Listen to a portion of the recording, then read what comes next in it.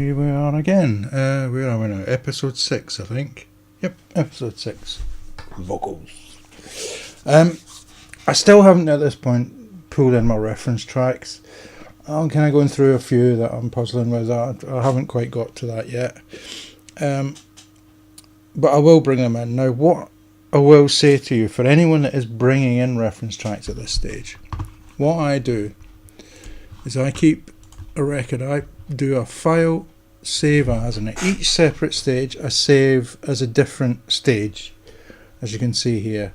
But what I've done is I've stopped creating subdirectories and I've stopped moving or copying media.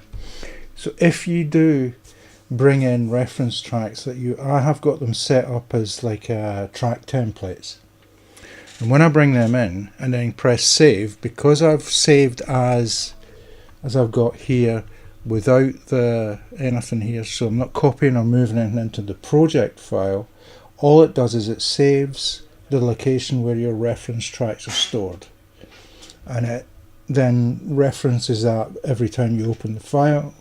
And you're not making your project any bigger by bringing in lots of reference tracks. So you can do it this way. I know somebody commented when I released this reference tracks video about doing it this way.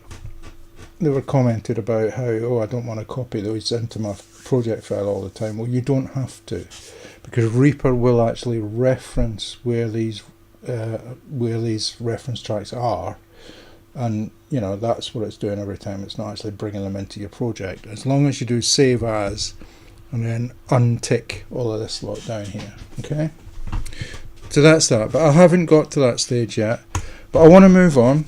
I'm going to get to the vocals now. I'll give you a quick blast. I mixed the bass a little bit,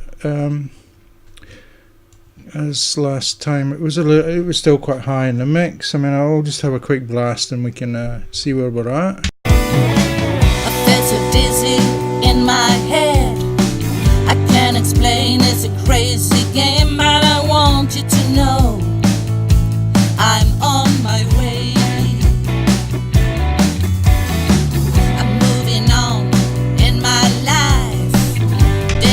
Now, as you can hear, sorry, the vocals were quite high because I've been messing about. I mixed it with the speakers first, and then but as you can hear, the bass, it's kind of nicely sat in the mix now. I mean, this will change as we start dealing with the guitars, etc. But you can hear every note, like I said to you before. Just by creating that little bit of distortion on some notes, etc., you can bring out a lot of clarity, and so that you can hear the notes of the bass and not just hear some kind of rumble at the bottom. Okay, let's move on. Where are we? Vocals. We're up here. That's the backing vocals. Here's the vocals. So what I've got is I've got a lead vocal and I've got a vocal lead dub. Now, I will be honest with you, these were already very slightly tuned. I ran them through re-tune. So I've cheated a little bit there. I didn't realise. I found the raw file actually down at the studio yesterday and went through it to see what exactly I had here and what I had at the studio. So these were tuned down there very slightly. I mean, the lead vocal, when you listen to it on its own, is a little bit wobbly, but when you hear it with the lead vocal, the dub lead vocal, the double, it works, it does work, it kind of works together quite well without having to retune anymore, I don't think. I mean, I'm not a big fan of really tuning everything really hard and getting it, I like to keep it as natural as I can, but obviously it's got to sound as good as we can make it, So, what I'm going to do, I'm going to apologise now as well for the last video's sound quality. I forgot to solo my mics before I started soloing stuff on the track, and therefore I had to use my little video cameras, what that picked up, so it was a bit echoey and etc. But what I'll do, I've got two mics here. I've got one here, I've got one there, and there as I turn my head so that I can keep a balanced kind of sound. So I'm going to solo them up now. So they're soloed. So now if I solo the vocals, I'm still recording my microphones. It's a bit of a complicated situation, but there you have it. It's how it works for me. So let's solo the vocals. Right, we can give it a listen. Let's just mute out what we don't want. Let's the vocal swell I'll go into later and give it a listen. I feel so dizzy in my head. I can't explain, it's a crazy game, but I want you to know I'm on my way. Okay. Sorry, my keyboard's just gone flying. As always, I've got Satson channel on these, just controlling some gain. I mean, she's quite peaky on some of her vocals. And then, as my always, I've got Fab Filter on the vocal lead. Sorry, I'm just checking what one's what. Now, I've already rolled off some of the bottom end. In fact, I want to just steepen that curve a little bit. And we can give it a listen on its own. Let me just see, check that. Yep. So let's listen on its own. I felt so dizzy in my head. Boost these, you can hear. Explain, it's a crazy game, but I You can hear the sort of strange frequencies in here. On my way. It's to do with the room, I think. Moving on in my life. Now, it's not so much to do with the room. I recorded we kind of did some of it, a semi-live setup, and I actually recorded her in this little vocal booth for the main vocal. In the end, she was playing, there was the bass player and something was playing, I can't remember exactly, and what we're hearing in these little funny frequencies is the back and forward bouncing frequencies from the vocal booth, because it's actually two doors. There's a door on either side, there's a door into it, and then you go into the main live room, and it's the two doors, and there was the frequencies bouncing backwards and forwards, and that's what we're picking up here, and that's what I'm trying to cancel out. So just a couple of dB on each. Well, -6. It's quite a lot actually. We play it. So dizzy, drop this out. I can't explain, it's a crazy game, but I want you to know I'm on my way. Unless you've got a really good monitoring set up, you might not hear that. I can barely hear it on the headphones, but what I do hear on the headphones is that the vocal cleans up when I switch the Pro Q2 on. It just cleans up. It just, those nasty little horrible bits disappear, and unless you hear them gone, you don't realise they're there. So if I switch it off, I feel so dizzy in my head. I can't explain, it's a crazy game, bring it but I in. want you to know I'm on my way. Yeah, how that really cleans up and just, yeah. Anyway, so that's that. I'm sure you can listen back to that yourself. Now, I know I like to do my parallel compression, etc., but on vocals, I like to control them, and she's a little bit all over the place and at times, and I've had to control it. So I'm using this a nice and slow attack, slow to release, and just controlling things. I felt so dizzy in my head. I can't explain, it's a crazy game, I'm but getting a I little bit of want you gain to out know of it. But let's just drop that. I'm on my way. I'm moving on in my life. Okay, so I'm just evening things out with that. I've done the same thing with the vocal, the double vocal, because it's in the same little booth, and I've got the same problems with frequencies. And then on the actual vocal bus, I'm using CLA2A, a nice slow attack, slow release compressor, and I'm limiting a bit. There's some peaks that I'm just catching. If we bring in the double, I felt so dizzy in my head. I can't explain, it's a crazy game, but I want you to know I'm on my way. I'm moving on in my life.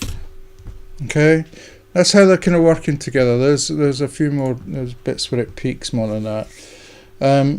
We've got this vocal swell. Now this is just an effect.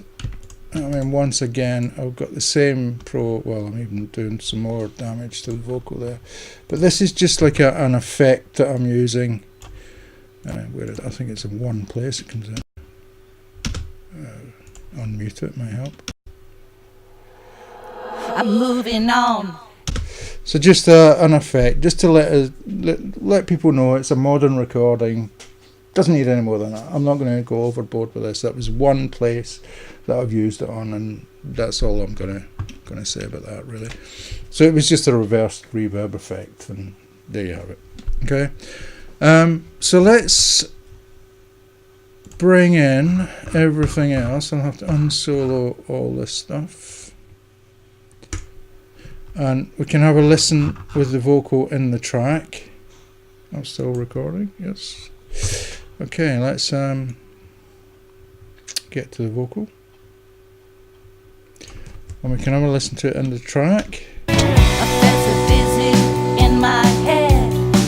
I can't explain, it's a crazy game, but I want you to know I'm on my way. I'm moving on in my life, day by day. So what I'm going to do now is I'm going to switch on my effects. Remember my effects from other videos? It's Re-EQ. It's a homemade effects effect. Re-EQ. I'm cutting out everything under, what are we up to? About 4,000 hertz. Between 3 and 4,000 hertz. Just doing a total high pass on that, and then we've got the head crusher, and we're doing quite a lot of damage with the drive. We adjust the output so that we've got a similar kind of volume, and that's it really.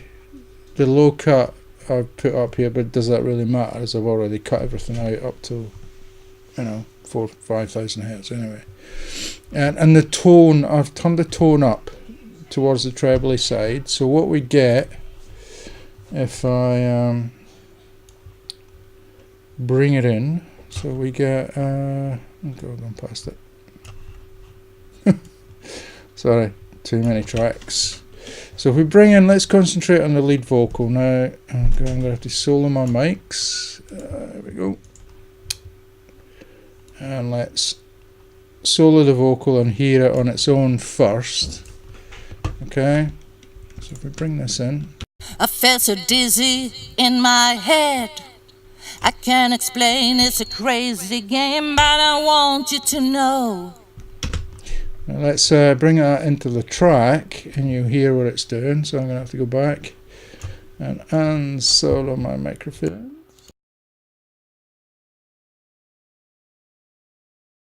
Okay, unsolo that.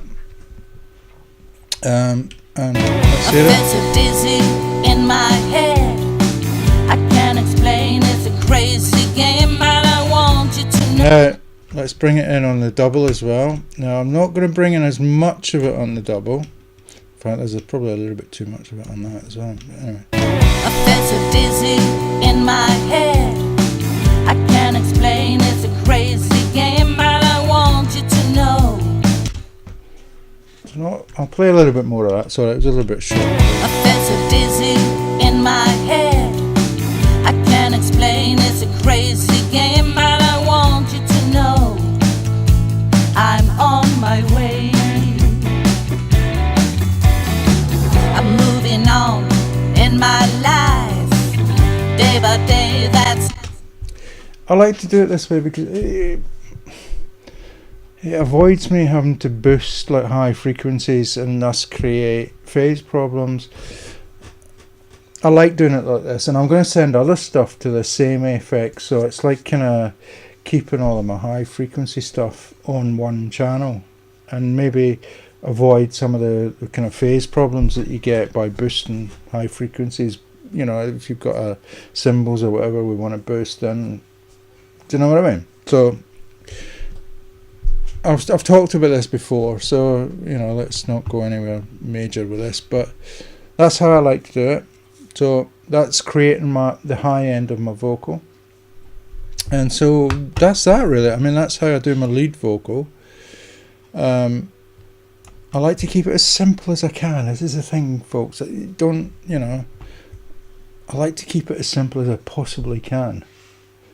If just enough by sending it to the effects creates enough high frequency, then I'm happy with that. You know, and I'll cut out problem frequencies with the fab filter if I have to. If I have to boost a little bit with the fab filter, I will, but it's just kind of like I like to keep it as simple as possible. So for example, if we go and I have a quick look at the, let's see, where are we up to? 16 minutes. We might have time. Let's have a look at the backing vocals quickly. I'll unmute them. I felt so dizzy in my head. I can't explain it. I'm coming back fast. Please help me find my track, but I'm searching the right destination. I know I'm coming back fast. Please help me find my track, but I'm searching the right destination.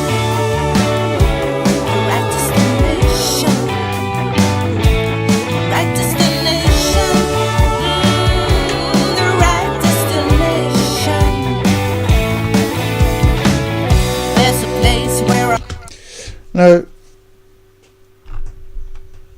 I don't dislike how they sound at all. Just have a listen. Please help me find my track, but I'm searching the right destination. I know I'm coming back fast. Please help me find my track, but I'm searching the right destination. The right destination. Right destination. The right destination. There's a place where I'm coming back fast. Please help me find my track, but I'm searching. What I might well do is just add a send to that, the effects again. And I'm going to turn it right down. I'm coming back fast. Please help me find my track, but I'm searching. Just to add that air in the vocal there. So if we I'll mute it out and then bring it in. I'm coming back fast. Please help me find my track, but I'm searching the right destination. Okay, now you notice as I've done this, I've knocked the mix out of mono, so we're in stereo now. So I've panned these backing vocals. I've got two sets, hard left and hard right, and one in the center that's a little bit lower. What I would like to do now is just as a next kind of stage is I always have little micro shift in here set up as an H3000 kind of doubler kind of effect. So I'm gonna send both the vocal bus here to the H3000. This is my normal kind of sends thing. So, and the backing vocals to the same, and then we adjust. So I'm going to mute the backing vocals. I'll listen to the lead. I'm coming back fast. Please help me find my track, but I'm searching the right destination. I know I'm coming back fast. Please help me find my track, but I'm searching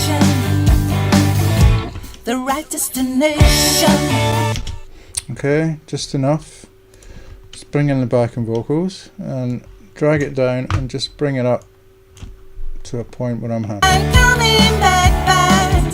Please help me find my track, but I'm searching the right destination. I know I'm coming back, back. Please help me find my track, but I'm searching the right destination. The right destination. Right destination, the right destination. Okay, you can hear the backing vocals become a little bit fuller. The lead vocals can get a little bit too much in your face, but then again, everything's totally dry at the moment. I haven't added any delay or reverb, which is coming. I think I'm going to leave it at that for this one.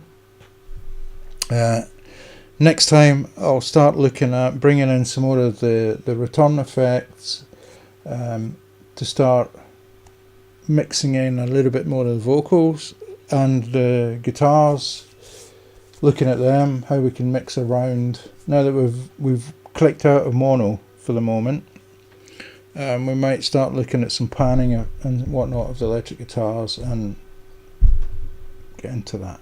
So hope this has been useful.